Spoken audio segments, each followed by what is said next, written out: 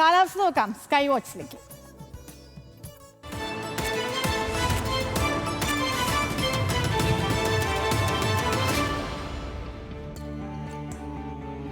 അപ്പോൾ ഇന്ന് കേന്ദ്ര കാലാവസ്ഥാ വകുപ്പ് പുറപ്പെടുവിക്കുന്ന കാലാവസ്ഥാ റിപ്പോർട്ട് പരിശോധിച്ചാൽ നല്ല ചൂടുള്ള ഒരു ദിവസം തന്നെയാണ് ഇന്നും. പകൽ സമയത്ത് പൊള്ളുന്ന വെയിലുണ്ടാകുമെന്നാണ് വിലയിരുത്തൽ.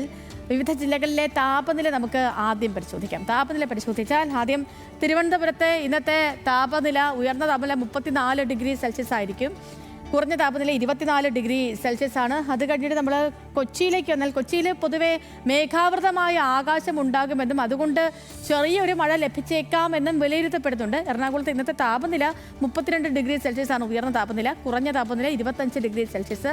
കോഴിക്കോട് ഇന്ന് ഉയർന്ന താപനില 35 ഡിഗ്രി സെൽഷ്യസ് ആണ്. നല്ല ചൂടായിരിക്കും കോഴിക്കോട്. കുറഞ്ഞ താപനില 26 ഡിഗ്രി സെൽഷ്യസ് ആണ്. അന്തരീക്ഷ ഊഷ്മാവ് ഇന്ന് 80% ഉയരുമെന്നൊരു പ്രവചനം കൂടിയുണ്ട്. കണ്ണൂരിലേക്ക് പോയാൽ താപനില 34 ഡിഗ്രി സെൽഷ്യസ് ആണ് കണ്ണൂരിൽ. കുറഞ്ഞ താപനില 25 ഡിഗ്രി സെൽഷ്യസ് ആണ്.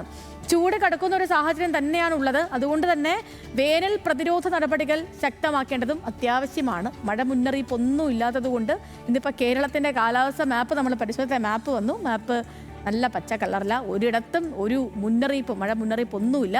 അതുകൊണ്ട് തന്നെ മത്സ്യബന്ധനത്തിന് നിലവിൽ വിലക്കുകളോ തടസ്സങ്ങളോ ഒന്നും തന്നെ ഇല്ല.